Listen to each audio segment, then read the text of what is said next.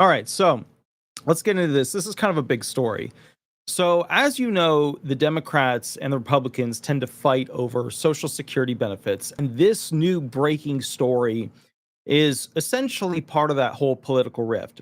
As you know, Republicans are all about auditing the system, figuring out how to save money, and make the whole thing run more efficiently. And Democrats are all about taxing the middle class and basically spending it on groups that are likely to then vote for them. So, like, if you've ever sat back and you're like, okay, who's most likely to vote for Democrats? Well, the LGBTQ plus community, certain minority groups, low income, right? But a lot of the middle class don't want to. And the reason why is because they end up paying all these taxes to pay for all these other groups, right? These other groups that basically require money to be able to exist.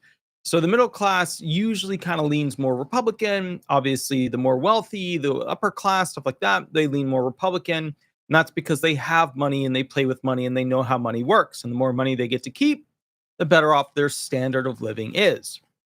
So the Republicans tend to vote for people who are going to be very, financially smart, that allows them to keep as much money as they can. The Democrats tend to vote, people that tend to vote for the Democrats want something from the government. They want the government to give them something. The Republicans, they don't want more government. They want less government. The Democrats, they want more government. They want more benefits from the government. They want more safety from the government. They'll lose more freedoms, but they'll get more safety, or they'll get more benefits, or they'll get more of something. Okay, now that we have that covered, there was an article released by Tammy Luby. Social Security whistleblower resigns involuntary. Now, a lot of people are saying this doesn't make any sense. Why would this Social Security whistleblower resign, about notifying everybody that Doge copied their Social Security numbers and addresses and phone numbers and whatever, this giant list, onto a Doge server? Now, remember, there was nothing wrong with the Doge server. The Doge server basically, had security protocol. It was inside a federal agency created by the feds. It was this was not like some random server, right? This was a more protected server than some of the other servers that this information already exists on, with the partnership programs that they have with other companies that help build the profiles of all the stuff that you post online that then links to your face and your profile inside the system. So the point that I'm getting at here is, I've seen a lot of YouTube channel going like, oh, there's going to be this huge thing, and oh my goodness, and how could they, and blah, blah, blah, blah, blah, blah, blah. They're saying that the SSA has zero oversight over the server. The SSA has, it has more security, protocols in place for what happens to this information than the Doge server. Although I would imagine they wouldn't really know, because Doge hasn't released their internal systems yet. It's an auditing group, But it just wasn't, it's being completely blown out of proportion. It's a federal agency that's in charge of auditing other federal agencies, that basically is there to collect data, review it, figure out if there's a problem, and then move to the next group. Collect data, review it, see if there's a problem, and move to the next group. Now, obviously, Doge, Elon Musk, some people love him, some people hate him. It was a weird experience for me when I saw people agreeing with the advertisements. So the Democrats released an entire a propaganda mass media campaign against him, where for like 2 months they posted, he's never done anything really magical on his own. He's never really invented anything. He has the intelligence of an average individual. And people really genuinely believe that. They genuinely believed that him, in his current and past state of heavy duty coding, heavy duty infrastructure, heavy duty engineering, heavy duty inventing, that he has the intelligence of an average individual. And people truly believe that. And that's when I kind of had a little piece of me die on the inside, because I realized that a lot of Americans don't have enough mental competence to actually use analysis and use those analytical skills to decide for themselves if they're being fed a lie. And they get fed a lot of lies. A lot of lies. The federal government is required in many instances to lie to them. Many of the politicians that are in currently, most of the politicians that are in currently, are paid for by wealthy people to be there who have a special interest. So when they're smiling in your face and I want this to be the new thing that makes your life better, it just can't be something that gives you more that's, the rich person will have to pay for. All right, and that's especially true on the Democrat and Republican side. The independents, they don't get funding. That's the political group I'm part of. All right, so let's go through this real quick. Days after filing a whistleblower complaint claiming that the Department of Government Efficiency put American Social Security data at risk, the agency's chief data officer involuntarily resigned. Charles Borges, who served in the post of the Social Security Administration since late January, wrote in his resignation letter that the agency had taken actions against him that make it impossible for him to do his job legally and ethically and have caused him much distress. Now, before we go deeper into this article, I want you to realize, I want you to think, I want you to remember that if somebody claims that the government took some sort of actions against them as a whistleblower, then he can file suit against the government and usually get, a financial win. So if he does this, he's doing this with the intent, very likely, to have a golden, parachute where he won't have to work in the future. He's going to basically have a lawsuit. He's going to go through that whole spiel and, end up gaining a significant amount of money. So just to kind of understand this is the individual who notified the whistleblower group inside the federal government that audits, actions of the agencies, said, hey, Doge copied this giant thing of Social Security numbers, Social Security this, Social Security that, onto their private server, all right, to go ahead and go through it, see what's going on, etc. And when they did that, right, it wasn't authorized by the SSA. The SSA can't oversee it. The SSA can't do stuff with it, right? And as a result, the courts came out originally saying, hey, you can't do that. And then the Supreme Court came out and said, yeah, continue with the audit. Okay. So as a result of this, this to me looks like an individual who's taking a lawsuit approach to his trial tactics, meaning that he is a government employee and he wants to get a nice finding against the SSA to financially back him. And remember, the SSA will settle with him probably, but they might go through a whole court experience. Okay. Quote, after reporting internally to management and externally to regulators serious data security and integrity concerns impacting our citizens' most sensitive personal data, I have suffered exclusion, isolation, internal strife, and a culture of fear creating a hostile work environment and making work conditions intolerable, Borges wrote in the letter, which CNN has viewed. Borges on Tuesday, I'm assuming that's how you pronounce his name, filed a whistleblower complaint saying that Elon Musk Doge employees embedded at the agency put the records of more than 300 million Americans at risk by creating a copy of the data in a vulnerable cloud computing server. The data includes people's names, social security numbers, dates of birth, and other personal information. Now remember, Doge, their server has to go ahead and exist within the purview of all of the restrictions that are put on, what the government requires of that server. Now, if they find that they screwed up and their server didn't have enough protections on it, then Doge has a big problem.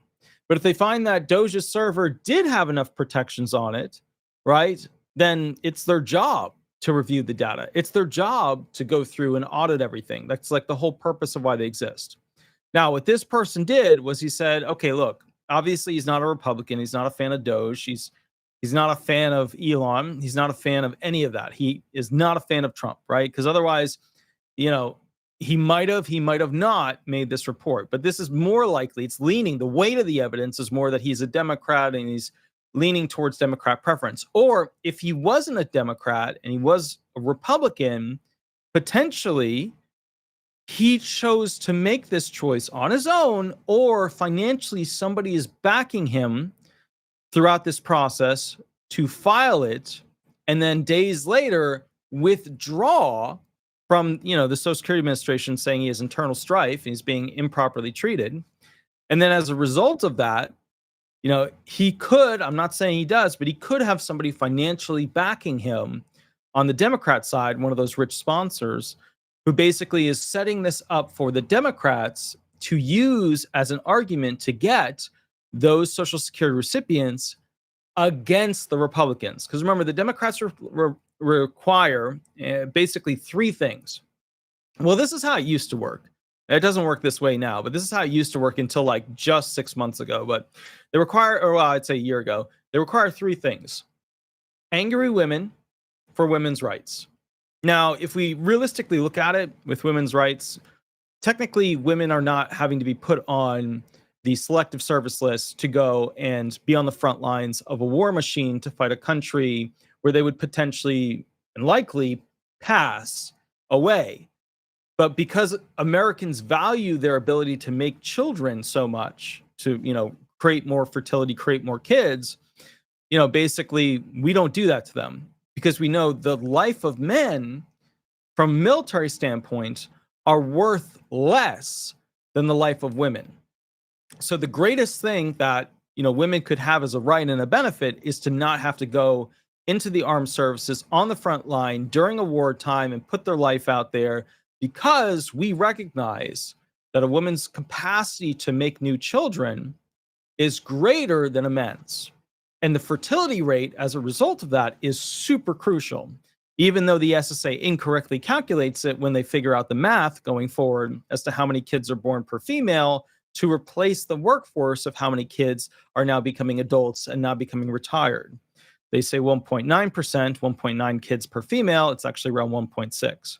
So, that's category number one. Category number one is women's rights.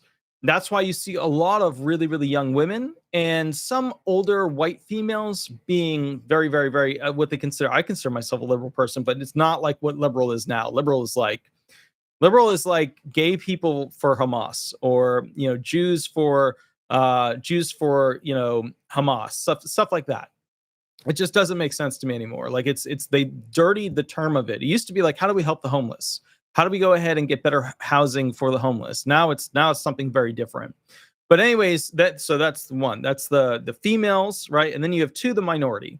And so the Latino vote and the Black vote used to be crucial to, basically the Democrats. Used to be crucial. But the problem is a lot of the males in the Black, culture, and the Black, in the Black, voting population are saying, hey, we would rather have jobs, and we would rather have access to firearms and ability to protect ourselves. We'd rather live in nice areas and not have this culture that's really negative to our image and negative to how we're living and what we want to do.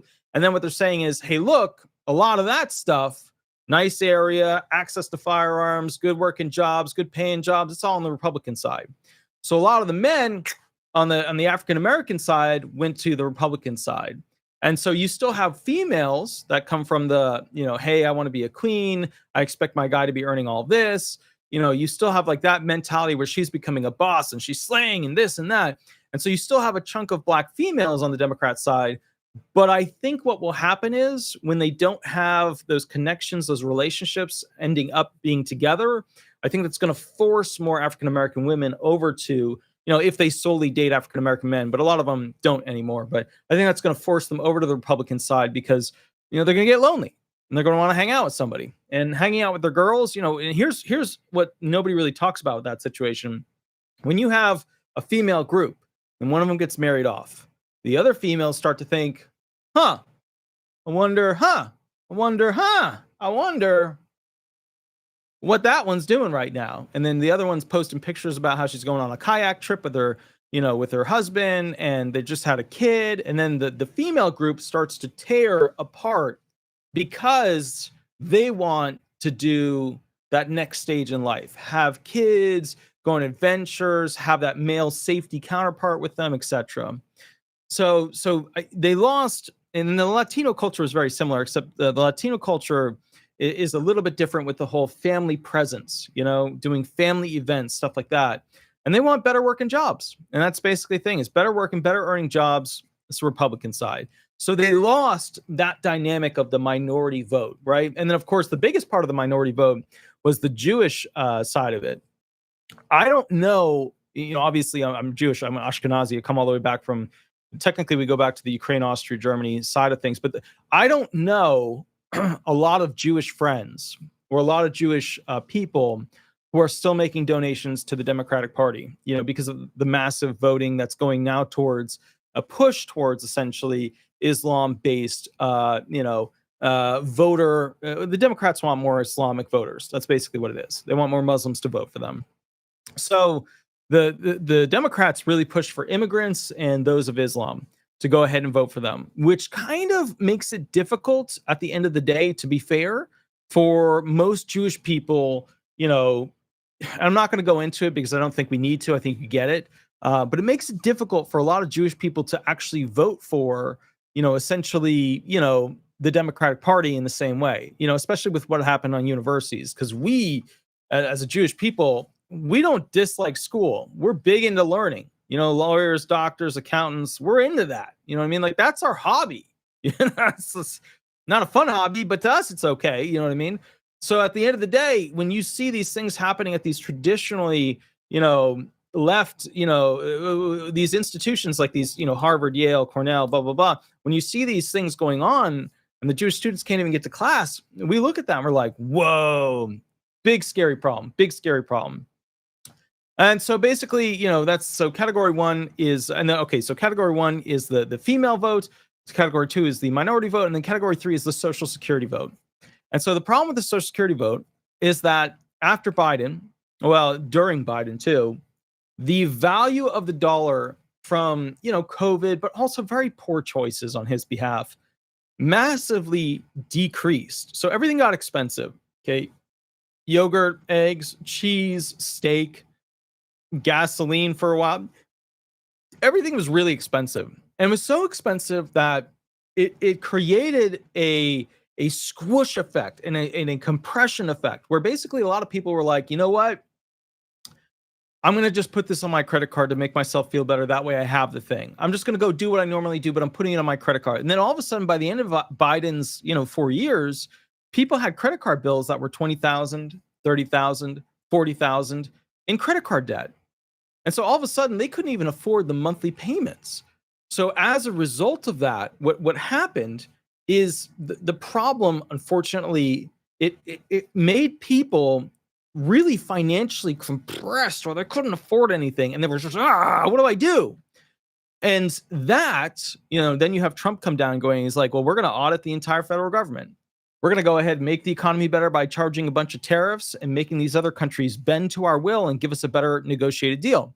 And a lot of people who are sitting there with credit card debt going like, well, I can't even afford the basic things at Walmart that I used to. I got to go with a different brand. I got to go to Aldi's now, which Aldi's is great, by the way. I don't know if you guys have been there. I know some people don't go there because they're like, it's below me. Bull. I go there. It's awesome. So the point I'm getting at is the Social Security vote of people who only have so much per month. You're retired, you're disabled, you're widows, your spouse, your ex-spouses, your disabled little child benefits, your this benefits, you're that, your supplemental security incomers. All of those people living on a monthly check, they really got injured the most. Like if we're not bullshitting each other. So here's the thing. A lot of people voted for, basically Biden because they were like, he's going to give us another couple of stimulus checks. They got, basically the one out of him. And then other little things that were for young females, families, stuff like that had kids. But what happened was it was a tough situation because they only get their monthly check for the most part. And then some retired people might have some investments. They might have some lists. Disabled people, they might have a rental home, or they might rent a room in there. They might have some investments, right? But the reality, I see pinch runners like, oh, these way better than Walmart. It's in some ways it is. It just doesn't have the same amount of stuff. So what happened was this. Basically, you had people getting like the check that they had. And for most of them, that was all they had. And so when they looked at the math of the situation, the devaluation of the dollar and the increase of cost of things was way more apparent to the retired, the disabled, right? Because they got screwed over the most. Like if we're just honest with each other, the Social Security recipients, they got screwed over the most, okay, by this whole devaluation of the dollar, low cost of living adjustment, but actual and practical application in reality, very high cost of increase of how much items cost. So as a result of that, it made a lot of Social Security recipients pissed because they couldn't, they already don't have a high standard of living. Like when you work your entire life and become retired and then you got to like struggle to survive, like that's not what retirement was supposed to be. And it's only getting worse. So, when Trump came down the line, he's like, we're going to audit the system. We're going to make sure, countries pay America back, countries pay for this, other countries pay for that, blah, blah, blah. It was a very, very fanfare kind of thing because it was telling people what they wanted to hear, that somebody else was going to pay for their old standard of living and somebody else, right, was going to come in and fix the accounting of America as a federal government. Because, I don't think any of us really realized how much money was being spent with US aid and how much money was going to the education department and then being funneled back into politics. Specifically, it wasn't an equal amount. It was heavily to the left. So I don't think people realized how abusive our government actually was with the money we are all paying in and have paid in throughout the years. I feel really bad for the retired right now because think about that. Imagine you paying your entire life, right? Imagine, okay, so you're paying your entire life, right? And then at some point, right, you learn, whether it's Doge taught you it or, they discovered things or it was released in a document or Snowden, whoopsied it. Imagine at some point you realize that this government, which you were forced to pay into, forced to believe that it would support you and help you and do good with your money, had been fraudulently using your benefits, fraudulently using your tax dollars, fraudulently using your work product to take money from you each month, each pay period, to go fund things that you are vehemently, deep-seatedly against politically, against ethically, against morally, against everything, right? That they're funding things that you don't agree with. It's like saying to like a real Catholic Christian, hey, you're going to pay taxes, and then they're going to use those taxes in Afghanistan to study how, basically gay and lesbian families can adopt children from outside of, basically Afghanistan. That would be something where you're just like, what? And so what happened was, it works the same way for the LGBTQ community. Even some of, those individuals were like, why are we spending money on this other thing? Some of it were related to church, and there's supposed to be a separation between church and state. So what happened was this is one of those situations where people woke up and they were like, holy cannoli, I am not okay with the United States government spending money on this or this or this, right? And some of them hate war. And so obviously the United States government spends a lot on war, technology, machinery, etc.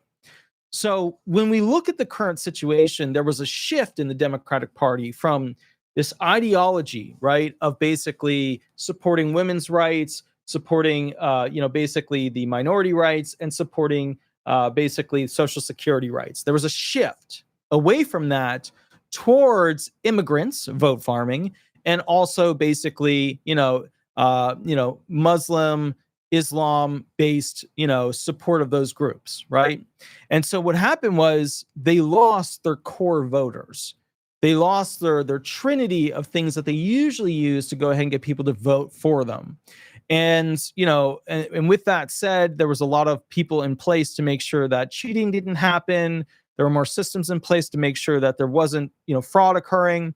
And I don't know if you guys know this. I've seen a bunch of the cases come down because I have access to the lawyer system, Pacer and the case list thereafter. But there were massive amounts of smaller elections for like governor, for House rep, for county seats, stuff like that, where they found lots and lots of fraud in the election process. And when they did that, many of them didn't even make it onto the news. I never saw one of them on CNN. I never saw one of them on MSNBC.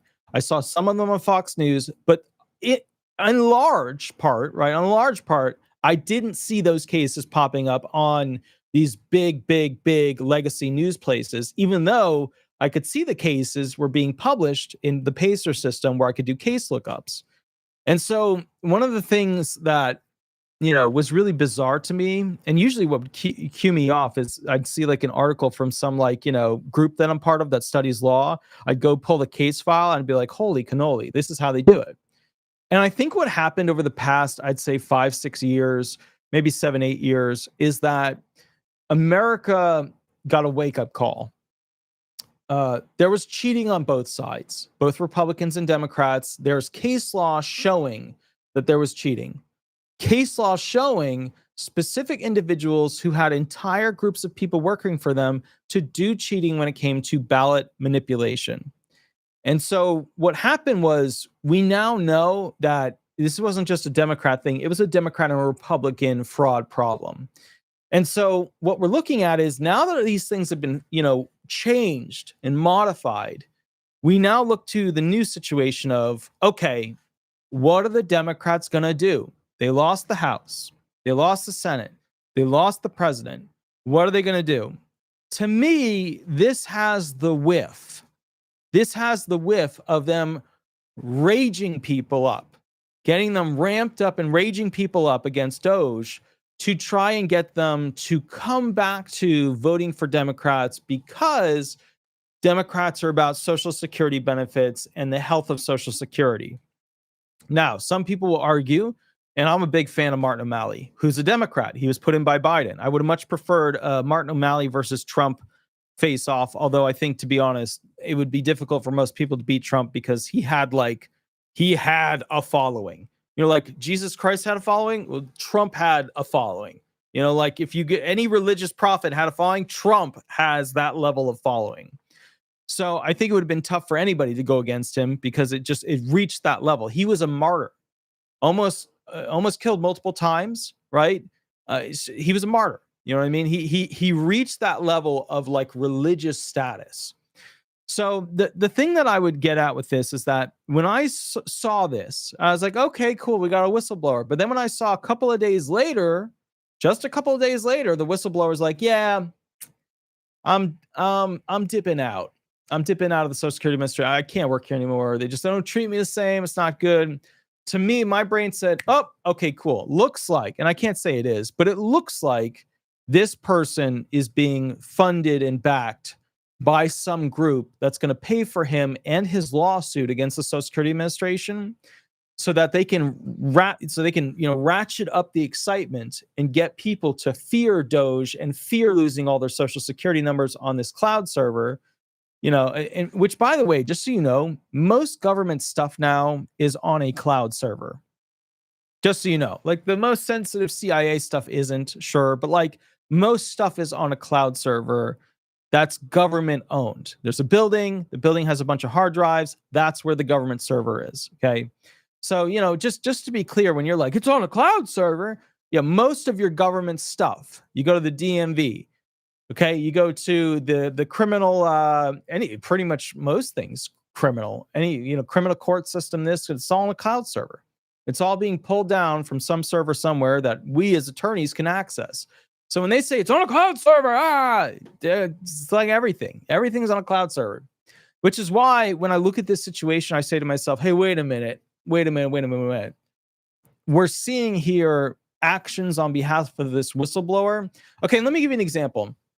Remember when they whistleblew about charging the SSI people with overpayments, even though they shouldn't have had overpayments, because when they got their stimulus checks, those stimulus checks weren't supposed to count towards essentially how much they had in their bank because they have that $2,000 resource limit. And then they kept sending them overcharges and overpayment letters and yada, yada. Whistleblowers came forward. They worked for a while.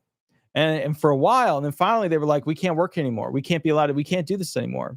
Now, one of them is at a higher position there now because they got like promoted and this and that, and they're in a good spot. But the point I'm getting at is if you whistleblow and then days or a week or 2 weeks later, in that short period of time, then say, I have to resign because they're not treating me well. That to me looks like somebody is willing to fund the wait time and the lawsuit to ramp up the American people to vote Democrat, to hate Doge. It is a brilliant plan if that's what's going on. It is a brilliant plan on behalf of the Democrats if that's what's going on. Like, when I look at it, I'm like, the Democrats, they know how to make some Hollywood level shit. They do. They're good at it. Okay, Borges reported his concerns, a disturbing pattern of questionable and risky security access and administrative misconduct to the agency, but is not aware of any remedial action being taken, the complaint said. In his resignation letter, Borges wrote that the agency's newly installed leaders created a culture of panic and dread, with minimal information sharing, frequent discussions on employee termination, and general organizational dysfunction. His repeated requests for more information into projects and incidents that could violate federal laws and regulations were rebuffed or ignored, he wrote. As a result of these events, I am put in the intolerable situation of not having visibility or oversight into activities that potentially violate statutes and regulations, which I, as the CDO, may legally or otherwise be held accountable for should I continue in this position, he wrote. Now, let me make something clear here. Okay, this is an educated person, very capable person, high-level person, okay? But that sounds like it was written by a lawyer, because he's literally saying in it, hey, I could be held accountable for these things because if these laws and rules are not being followed by this other group known as Doge, right? Then if they come down, they could come down on me. I guess my question would be is, how would the weight of the evidence be that he screwed up, or would the weight of the evidence be on the agency that then took over the information? Because if Doge has the information and Doge screws up and Doge lets it out into the world, right? How would he be directly liable? I don't think so. I don't think he'd be directly liable. I think if he made his complaint and he had a record of his complaint to his bosses, at that point he wouldn't be liable, because he would have a defense mechanism to say, hey, I notified you, you bosses did nothing, ergo, this is their problem. But if you read this again, this to me sounds like he had a lawyer write this up for him. As a result of these events, I am put in the intolerable situation of not having visibility or oversight into activities that potentially violate statutes and regulations, which I, as the CDO, may legally or otherwise be held accountable for should I continue in this position. That's how I write things. So it seems like he has a lawyer already set up, just days after reporting, days after filing. The lawyer is a good one, knows how to write it properly, include the little details. So to me, this seems like a lawyer was potentially provided to him. It seems like, and I don't know if this is true, but this is the feeling I got. It seems like, he's going to have his path paid for during this litigation because it's going to have a good political outcome for the Democrats. I really think it does. I will. The Social Security Administration said it does not comment on personal matters or personnel matters. Maintaining the privacy and security of people's personal information has been a major concern since the Trump administration allowed Doge to embed in multiple federal agencies, including Social Security. Former officials have raised red flags about Doge's need to access the handling of records, and a coalition of labor and advocacy groups sued to stop the group from gaining access to Social Security records. They did, and the lower court supported them, but then the Supreme Court in June allowed Doge to review the data in its stated effort to root out fraud and modernize the agency's technology. All right, so to be fair, you've got a lot of Social Security recipients that are for Republicans because they know if they don't audit the system will collapse, right? That's the reality. And here's the tough part. The Republicans tend to have people who are educated in math, like how things cost money, how much the worth of that money is, stuff like that when it comes to higher level understandings. Like if you have a conversation with Republicans, you can usually get pretty far with like, okay, international trade, what's going on with the tariffs, how does the dollar work in competition to the ruble, in competition to the this currency, that currency, blah, blah, blah. Whereas with the Democrats, you tend to get into more emotional feelings. You tend to get into more of like, I don't like this because it makes me feel this way. And frankly, you need both. You need the emotional people and you need the math is my Bible people, right? Because the math people are like, this is the black and white rule. This is how it works. There's a little wiggle room here, but this is where we like to keep it, right? And these people tend to financially do very well. And then you have the Democrats, right? Financially don't tend to do very well, but it's about emotions. It's about feelings. It's about their standard of living is less about things. Their standard of living is more about themselves and other people. Whereas Republicans, it's like, did you see the cool car I got? Did you see the cool jet ski I got? Did you see the cool this? The blah, blah, blah, blah, blah, blah, blah, blah, blah. So as a result of that, right, you have these two different beings. One tends to lead to the emotional, one tends to lead to the things give me value, right? My human is my value, the things I own give me value. Okay. Now, here's the deal. I say that this all smells a little funny to me because not too long ago, on July 30th, 2025, Social Security Administration Office of the Inspector General celebrates National Whistleblower Appreciation Day. All right, I'm going to skip this part of it because basically the SSA was, saying, hey, we did a great job, we're doing great, etc. Now, one thing you must remember, I'm not going to spend much time on it. The old Office of Inspector General, the actual Inspector General, was in for almost all of Biden's term. And that was an appointee on behalf of Trump.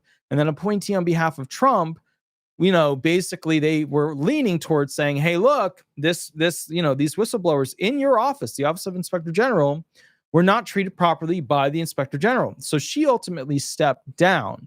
She ultimately said, you know what, fine, I'm going to step down. And bottom line is, at this point, I'll get my benefits and they can pick somebody new. And that they never really did. They're still looking for the Inspector General that they have an acting one right now. But here's the deal. Here's what I think this individual is going to be doing going forward when it comes to this entire situation with him doing the whistleblowing. I think what's going to happen is there's going to be some financial and legal things that he does. So Charles Borges, I'm not sure how to pronounce his last name, but I think what's really going to happen in this situation is one, and I pulled up the remedies for whistleblowers via OSC and MSPB that relate to this. So first off, one of the things that a whistleblower can seek to have is reinstatement. This guy does not want that, does not really care about that, because at this point, he withdrew just days after the filing. So that's not something I think he's really that interested in. I can't be sure of it, but I don't think he's interested in that, getting his job back. I don't think that's his gig. He wouldn't have withdrawn in such a quick period of time if that was the deal. The other detail is back pay, overtime, step increases, promotions, things he could have potentially had. There's money there. That I think he's interested in. Then there's restoration of benefits that he might have had. Your FAIRs, CSRSs, your thrift savings plans, your health insurance, stuff like that. Again, there's money there. Then there's expungement of personal records, removing negative things that were said about him, maybe negative reviews, maybe reprimands or disciplinary actions that were brought against him, getting that withdrawn. But those are all the little ticket items. What I think is happening here, and I can't prove it because who could actually prove it unless they were like in the circle of people that make big decisions. What I think is happening here was that basically this individual got in connection, and I don't know this, I can't prove it, with some Democrats who got a wealthy person to back him to go ahead and report this and then say that he couldn't continue to work there and file a lawsuit against the Social Security Administration, Doge, President Trump, etc., and seek compensatory damages and basically corrective action remedies and anything else that he could potentially against them. And that he is being funded through this time potentially by a backer. And the benefit is that the Democratic Party gets Social Security people to say, rah, rah, rah, Doge is bad. Rah, rah, rah, our information, our privacy stuff is potentially going to be released all the way out there into the public.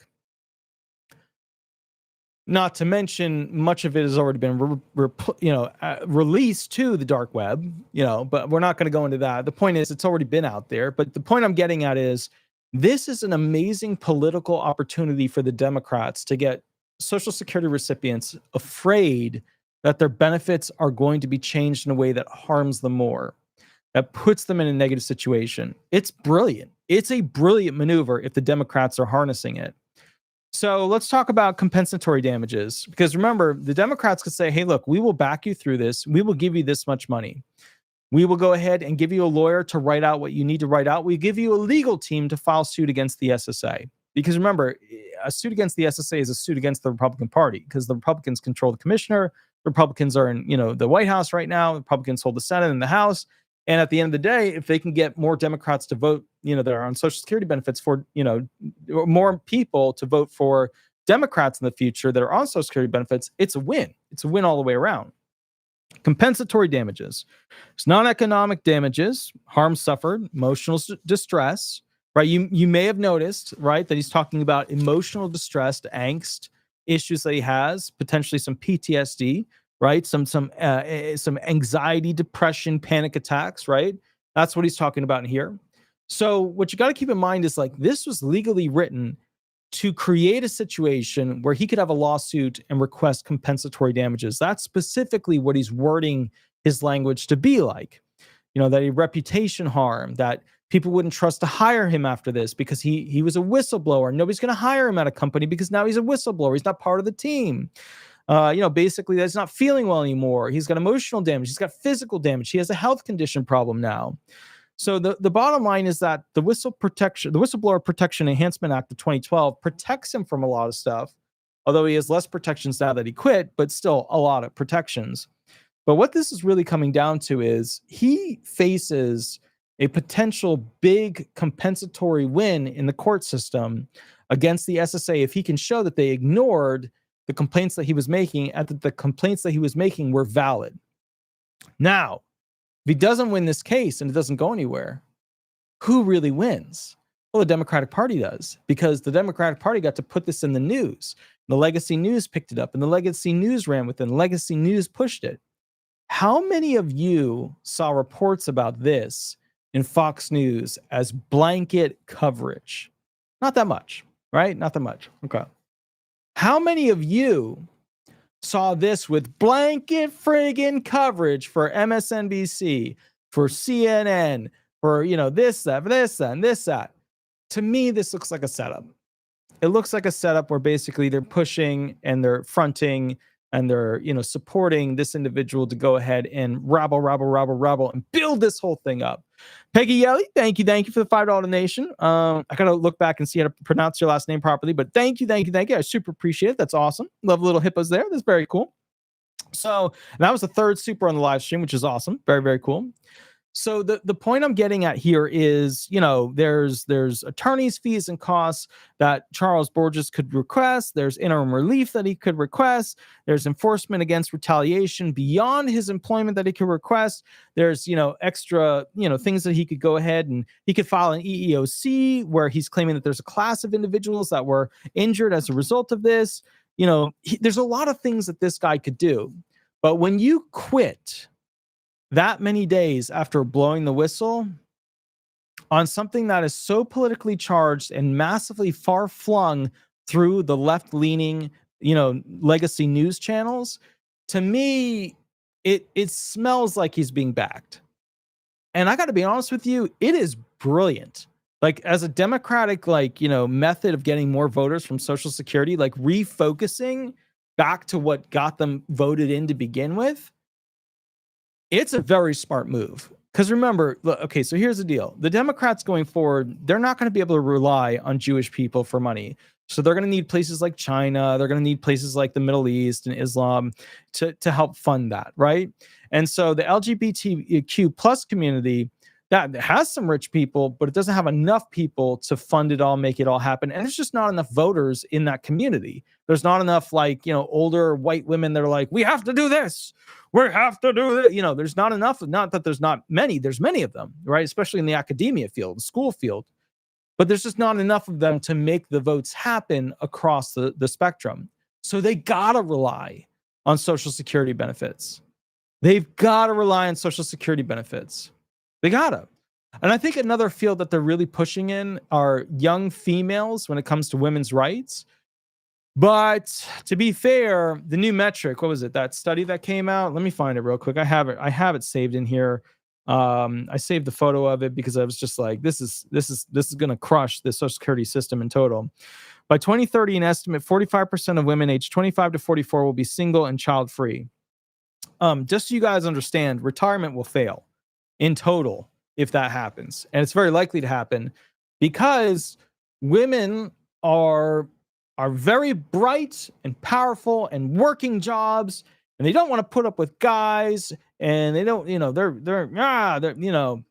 and the reality is we're not starting families. I'm guilty of it. I don't have kids. I have 2 dogs. I'm guilty of it. I don't even have time to take care of kids. I don't. Like, think about it. I work at the law firm, which doesn't make enough money to pay realistically what it should, right, to all the employees and everything. So I have to work extra to make it do that. And then, I'm trying to make sure I'm not being dumb with money, and, got the rental home that I'm still restoring, which is very expensive to do that, especially post Biden. Home Depot got real expensive. And then you have basically the situation where, let's call it like it is. I do the YouTube thing. And I don't do all this stuff because I'm financially doing great. I do all this stuff because I'm trying to not end up like all the other millennials out there. I don't think boomers realized how good they had it. And they probably never will. But boomers had it so good because the opportunities were there, the money was in the country, the jobs were there, right? The future, new innovations, new this, new that, it was all there. They lived through the coolest, version of industry growth that we've seen. Sure, there was bad stuff. There was racism, there was sexism. Yes, no doubt about it. There's still, the stuff exists today, but it's not in the same form. But the jobs just aren't there. Go talk to any of the younger millennials about how finding a job is going with their $170,000, $350,000, $500,000 in student loans. Go ask them about it. It's just a really weird situation. And so I guess what I'm getting at with this, just so you guys understand, is that this does not look like a situation where at the end of the day, you guys end up with something out of it. It just looks like a political stunt. But with that said, I prefer political stunts being done because it tells us where different groups are at. Like, if the Democrats had the Social Security voters in the bag, they wouldn't need this. They wouldn't need it. They wouldn't have to go to this level, make this thing happen. They wouldn't need it. They're doing this because they're afraid. They're afraid the Republicans have too many Social Security recipients on their voter roll. Because, at the end of the day, Social Security recipients did not do well. They lost more money under Biden than any other president. And that's because of the mass devaluation of the dollar, although you could argue Jimmy Carter. But point is, they lost the most under Biden out of all the presidents. Some will say, well, I made money. Yeah, well, when you have 6 rental homes, you know what I mean? And your properties are way up high in worth, and we are in a bubble that's about to pop. But the point is, those people, I'm just like, look, you're not 1%. You're 0.00001% of the Social Security recipients. Let's be fair here, So the point I guess I'm getting at is you just have to keep all of this in mind when you look at the spectrum of what they're presenting to you as a propaganda situation. But when I see this massive, massive blanket coverage by, the left about this, and it's like, boom, article every 5 hours. And that's another thing you can use. When you see an article updated, not once a day, not once every 3 days, not once every week, but, every so many hours, they're pumping out an update with this new little fact. They're pumping out an update with this new little fact. That is a very clear and easily calculated showing of how basically they are trying to manipulate you to see the way they want you to see it happening as the time span of how they want you to see it and experience it.